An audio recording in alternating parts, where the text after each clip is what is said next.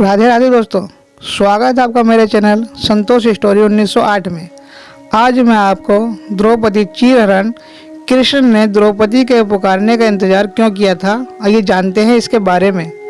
महाभारत में युद्ध क्रीड़ा के समय युधिष्ठिर ने द्रौपदी को दांव पर लगा दिया और दुर्योधन की ओर से मामा शकुनी ने द्रौपदी को जीत लिया। उस समय दुशासन द्रौपदी को बालों से पकड़कर घसीटते हुए सभा में ले आया।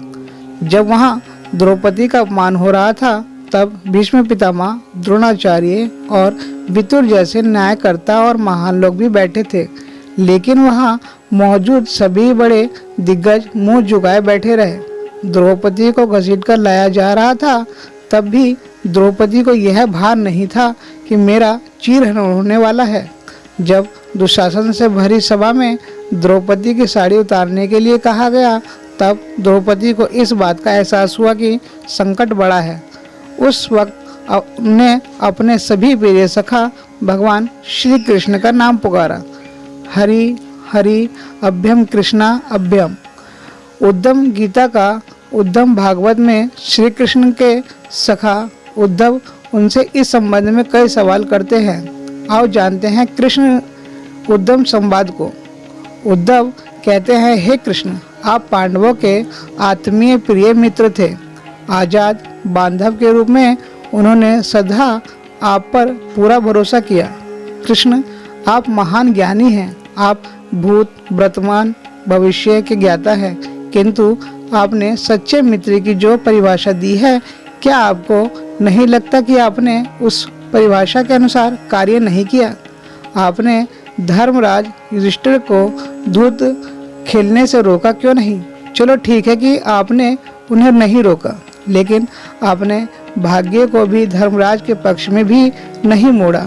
आप चाहते तो युधिष्ठिर को जिता सकते थे।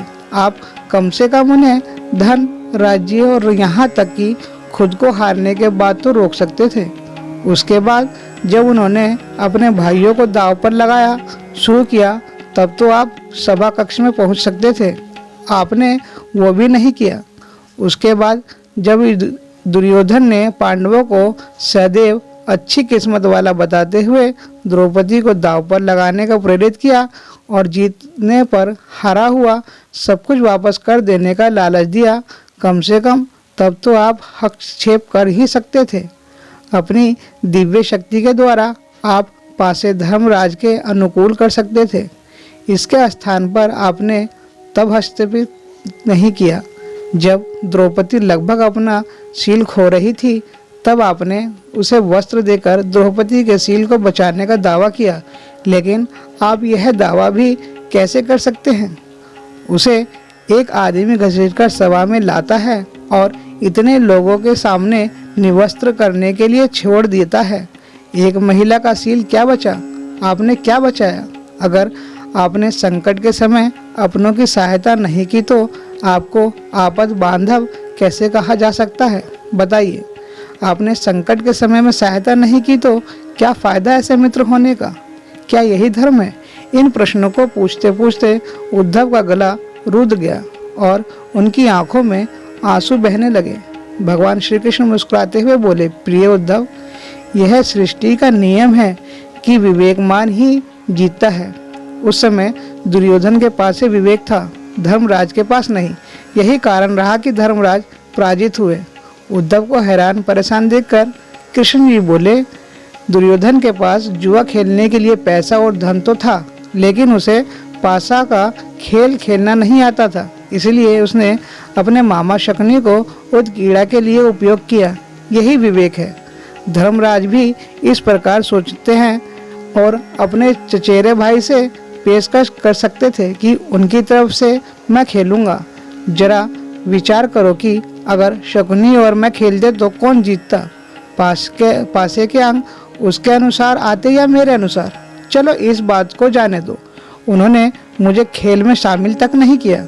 इस बात के लिए उन्हें क्षमा किया जा सकता है, लेकिन उन्होंने विवेक शून्यता से एक और बड़ी गलती की, और वह यह कि उन्होंने मुझसे प्रार्थना की थी कि मैं तब तक सभा कक्ष में ना आऊं जब तक कि मुझे बुलाया ना जाए, क्योंकि वह अपने दुर्भाग्य से खेल मुझसे छुपकर खेलना चाहते थे।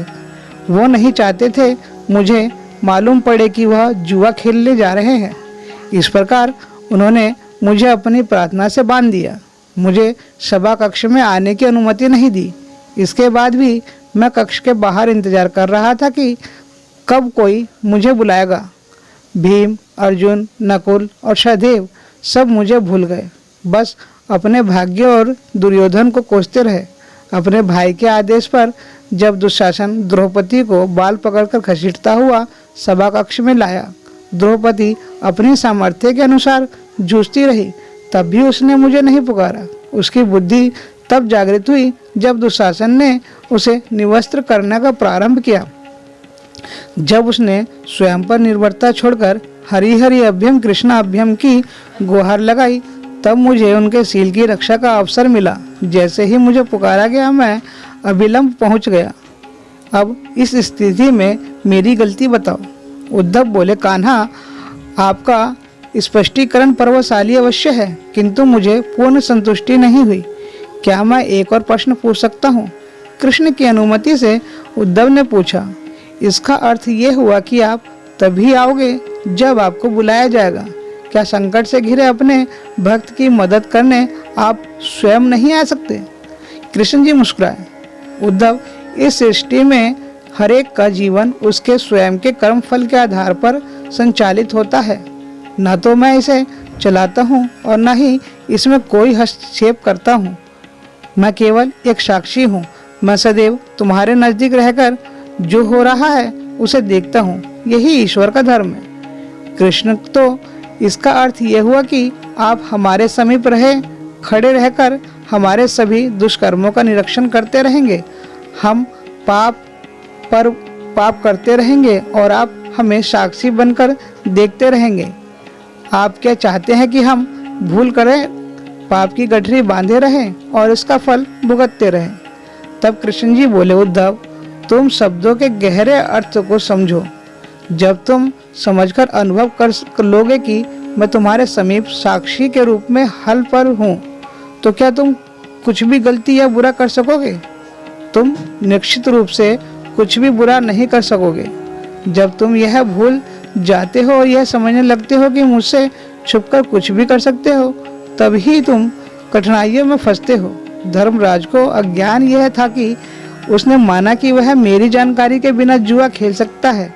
अगर उसने यह समझ लिया होता कि मैं प्रत्येक के साथ हर समय साक्षी रूप में उपस्थित हूँ, तो क्या खेल का रूप कुछ और नहीं होता? दोस्तों, उद्धव मंत्र मुग्ध हो गए और बोले, प्रभु, इतना गहरा दर्शन है, कितना महान सत्य है। प्रार्थना और पूजा पाठ से ईश्वर को अपनी मदद के लिए बुलाना तो महज हमारी पर भावना है, किंतु जैसे ही हम यह विश्वास करना शुरू करते हैं कि ईश्वर के बिना पत्ता भी नहीं हिलता, हमें साक्षी के रूप में उनकी उपस्थिति महसूस होने लगती है। गड़बड़ तब होती है जब हम इसे भूलकर सांसारिक में डूब जाते हैं। ऐसे ही रोचक कहानी के लिए हमें फॉलो करें। दोस्तों, अगर ये आपको वीडियो अच्छी लगी हो तो वीडियो को लाइक कीजिए, कमेंट कीजिए और सब्सक्राइब कीजिए।